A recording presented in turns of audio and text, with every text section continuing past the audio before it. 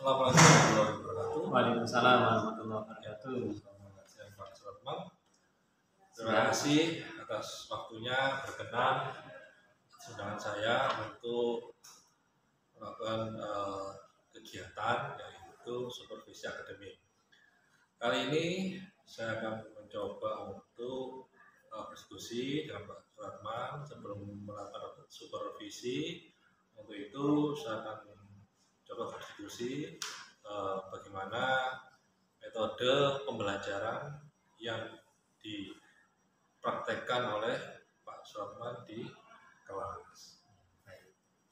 Untuk yang pertama, tujuan supervisi ini adalah untuk pengembangan diri dan menggali potensi seorang guru dan siswa di dalam pembelajaran di kelas.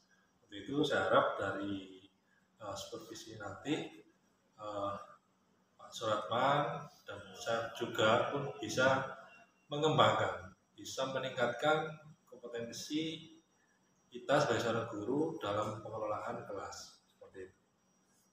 Baik Pak Suratman, untuk kelas nanti akan disupervisi kelas berapa? Kelas 10 TKJ 1. 10 TKJ 1. 10 TKJ 1 kira-kira kapan waktunya bisa kita supervisi? Mungkin hari Rabu jam 10 jam 10 ya? setelah istirahat pertama. Setelah istirahat pertama. Oke. Baik, untuk pertama tujuan pembelajaran yang akan disampaikan Pak Suratman saat supervisi nanti itu apa saja tujuannya? Baik, untuk materi yang kami ajarkan pada anak-anak itu tentang mengevaluasi proxy server. Jadi yang mana anak-anak itu setelah mempelajari proxy server, mengkonfigurasi proxy server, mereka diharapkan mampu untuk istilahnya mengevaluasi bahwa proxy server itu sudah berhasil berjalan atau belum, kemudian apakah sudah berhasil diterapkan atau belum, dan mampu istilahnya mendeteksi bahwa proxy itu berjalan dalam jalan. Jadi ini tadi kelas berapa Pak? Kelas 10. Kelas 10 ya. Jadi mulai dari pengenalan proxy, terus bagaimana menjalankan proxy tersebut ya. Itu ya. Untuk Pak Suratman, bagaimana pembelajaran sebelumnya? Ketika Pak Suratman mengelola sebuah kelas, otomatis kan kita sebagai seorang guru pasti mencoba untuk mengimprovisasi atau meningkatkan gairah siswa itu agar aktif dalam kelas. Nah, bagaimana metode yang biasanya atau sebelumnya dipakai? Ya, untuk metode yang kami pakai yang jelas ada metode klasik dan metode yang sekarang kita pakai, yaitu mungkin observasi dan praktek. Jadi metode yang klasik itu pasti dengan ada ceramah, ya, diselingi dengan ceramah dulu ketika menjelaskan itu supaya lebih paham anak-anak itu. Kalau langsung praktek kan nanti tidak bisa, harus dijelaskan dulu, baru kemudian kita beri contoh, mungkin tayangan seperti presentasi atau tayangan gambar seperti itu, baru kita adakan praktek. Setelah diberi contoh tadi praktek, baru anak-anak disuruh mencoba dengan observasi menggunakan peralatan yang dibutuhkan itu, sehingga mampu untuk membuat sebuah aplikasi proxy dalam jaring. Ya, artinya di dalam pembelajaran tersebut siswa itu kan diminta untuk aktif untuk mengamati, memahami alat yang sudah ada dan suatu mempraktekannya. Kemudian sampai saat ini kira-kira nanti strategi atau rencana pengembangannya seperti apa? Kira-kira nanti Pak Suratman punya punya metode yang lebih bagus lagi. Kira-kira punya rencana apa untuk pengembangan ke depannya? Baik, untuk kedepannya karena kita sudah eranya IT ya, eranya IT kita pasti harus bergelut di situ. Kami mencoba kedepannya itu nanti kita juga ada namanya daring. Jadi aplikasinya nanti bukan hanya pembelajaran di kelas, tapi juga di luar kelas. Jadi dikenalkan dengan dunia luar mungkin. Oh mungkin ini namanya server, bentuknya seperti ini, bukan hanya gambar seperti itu. Kita kenalkan di luar. Dan juga nanti ada semacam LMS lah.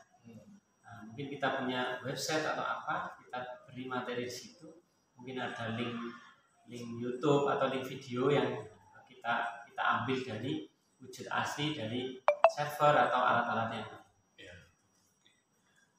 Nah ini yang terakhir Pak Supratman, dari beberapa metode atau cara Pak Supratman menyampaikan materi atau ilmu kepada siswa, tentu saja ada harapan juga. Jadi harapannya apa dari materi yang akan disampaikan nanti? Ya, jadi harapannya yang jelas anak-anak harus mampu kan. Mampu di sini berarti dia harus mampu dalam pembelajarannya, kemudian dalam prakteknya, baru setelah itu mampu dalam mengaplikasikan apa yang dia pelajari seperti itu. Ya, luar biasa Pak Supratman ya. Jadi seperti itu Bapak Ibu sekalian untuk supervisi pada hari ini, dan semoga untuk besok hari Rabu jam 10 saya akan mencoba mengamati, melihat bagaimana Pak Supratman di dalam pengelolaan pembelajaran di kelas. Demikian kami akhiri. Assalamualaikum warahmatullahi wabarakatuh. Waalaikumsalam warahmatullahi wabarakatuh. Assalamualaikum warahmatullahi wabarakatuh.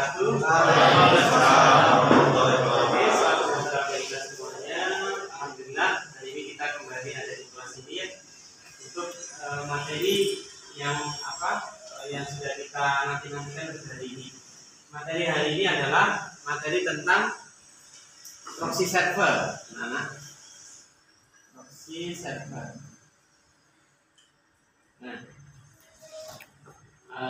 Adakah di antara kalian yang sudah tahu tentang proxy server? Belum. Penasaran kan? Apa itu proxy server?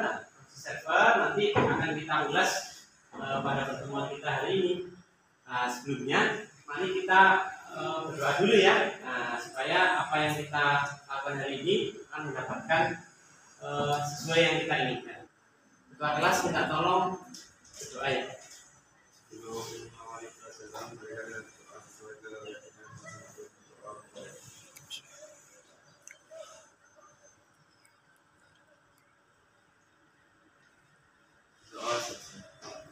Ya, terima kasih. Baik, kita langsung saja kembali ke pokok bahasan kita hari ini, yaitu tentang proxy server. Nah, proxy server ini adalah sesuatu yang dijadikan media pengantar ya, media penghubung antar jaringan. Yang mana jaringan itu kan ada jaringan yang sifatnya publik, ada yang internal gitu ya, ada yang private. Si proxy ini adalah untuk media pengantar atau penghubung antara jaringan yang satu dengan yang lainnya, yang mana dibatasi dengan keamanan tertentu. Nah, contohnya ketika kalian mau ke perpustakaan ya, seperti contoh dalam kehidupan sehari-hari itu, kalian mau ke perpustakaan, di perpustakaan itu kan kita kalau meminjam kita butuh yang namanya kartu, kemudian butuh yang namanya ada human-nya atau operatornya, pustakawannya namanya. Nah, pustakawan itulah yang dinamakan proxy server tadi. Ya, Assalamualaikum warahmatullahi wabarakatuh. Waalaikumsalam warahmatullahi wabarakatuh. Selamat siang Pak Supratman. Selamat siang Pak Lukman. Ya, terima kasih atas waktunya untuk bisa hadir di sini setelah kita melakukan kegiatan yang sebelumnya, yaitu pra-observasi, kemudian yang kedua observasi, yang mana saya ikut terlibat langsung di dalam kelas untuk melihat pengelolaan kelas yang mana jenengan sudah melakukan pembelajaran yang mungkin istilahnya sudah direncanakan. Iya.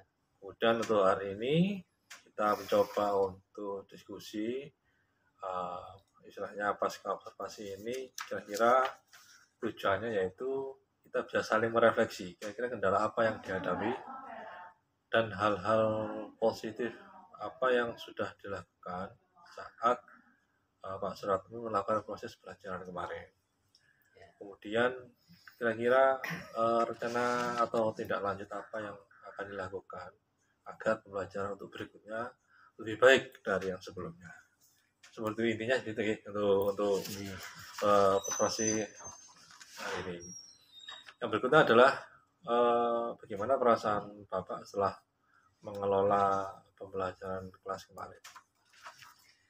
Ya, perasaan saya mungkin pembelajarannya lebih hidup ya, lebih hidup dan istilahnya anak-anak lebih aktif ya dengan kondisi model pembelajaran yang berdiferensiasi itu.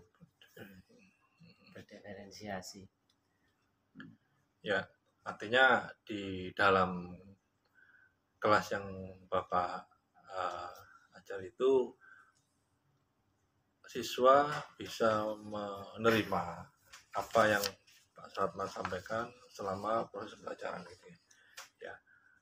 Kemudian kemarin saya lihat dari proses pelajaran tersebut sudah Pak Suratman sudah mencoba menerapkan pembelajaran berdiferensiasi, yang mana dilihat kemarin anak-anak itu sudah sesuai dengan minat belajarnya, dengan kondisinya. Nah, kira-kira kalau boleh digambarkan secara garis besar prosesnya seperti apa yang pembelajaran kemarin?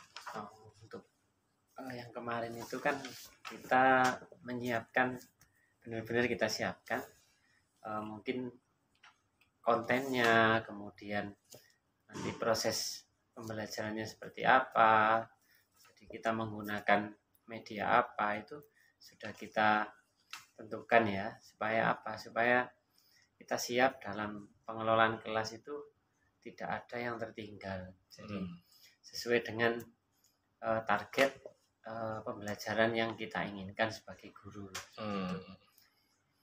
Kira-kira selama proses pembelajaran kemarin kendala apa yang dihadapi mulai dari awal sampai akhir? Jadi kendala apapun itu kira-kira apa yang dihadapi? Ya, kendalanya istilahnya ada mungkin beberapa peserta didik yang mungkin kurang fokus, kemudian bermain sendiri ya, mungkin kan sebetulnya kan gadget itu tidak boleh, tapi kadang anak-anak kan yaitu dibawa akhirnya mainan gadget seperti itu. Mungkin itu aja, kurang fokus lah istilahnya seperti itu dalam pembelajaran. Ya. Jadi intinya dengan proses belajar kemarin masih ada siswa yang belum fokus ya dalam pembelajaran. Artinya mereka masih teralihkan dengan aktivitas yang lain. Itu aja mungkin kendalanya Mas Atman, atau mungkin ada yang lain? Ya mungkin itu yang sering apa ya saya hadapi, mungkin itulah. Okay.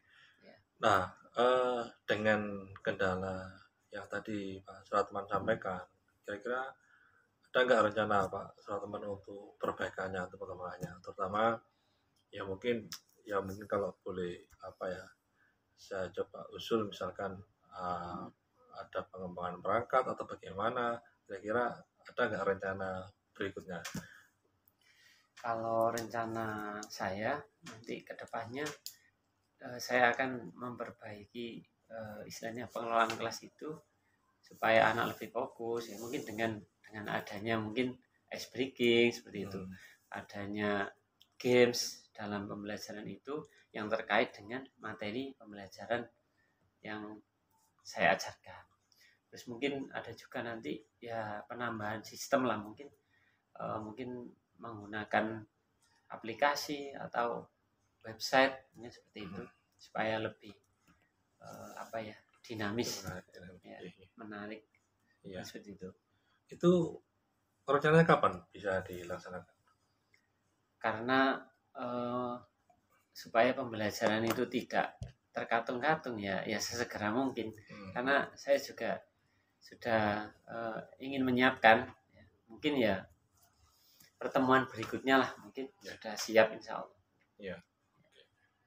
Jadi intinya setiap kita kan berusaha untuk memperbaiki proses belajar ya. Artinya yang sebelumnya mungkin belum maksimal, terus kemudian tugas yang diberikan juga anak-anak juga belum maksimal menyelesaikan. Kita berharap kita mencoba untuk memperbaiki selanjutnya. Kira-kira apa yang buat daya tarik mereka gitu.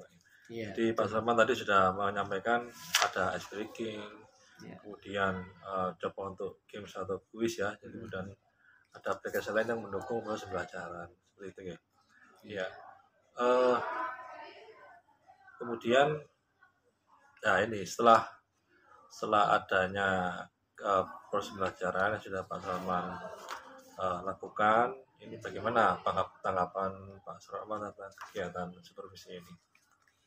Ya, kalau menurut saya kegiatan supervisi ini sangat membantu ya, sangat membantu kami sebagai guru pengajar untuk lebih istilahnya apa ya, koreksi ya, mengoreksi apa yang kita lakukan sebagai guru, apakah sudah sesuai dengan guru yang ideal ya, atau guru yang profesional seperti itu. Karena di dalamnya kita ada pembelajaran yang lain ya, ada mungkin tambahan-tambahan atau saran-saran dari panjenengan. Ya intinya kegiatan ini kita berbagi, diskusi, bukan berarti saya lebih dari bukan. Nantinya kita mencoba sama-sama mencoba untuk memecahkan masalah yang terjadi dalam proses belajar. Kira-kira apa yang membuat anak itu bisa lebih fokus menerima pembelajaran dan menghasilkan nilai akademik yang baik sesuai harapan kita. Terima kasih Pak Sulaiman atas waktunya. Ya mohon maaf mungkin mengganggu waktunya. Demikian kegiatan pasca observasi pada kali ini. Mudah-mudahan apa yang kami diskusikan ini membawa dampak yang lebih baik untuk kami berdua dan juga untuk sekolah kami. Terima kasih. Wassalamualaikum warahmatullahi wabarakatuh. Waalaikumsalam warahmatullahi wabarakatuh.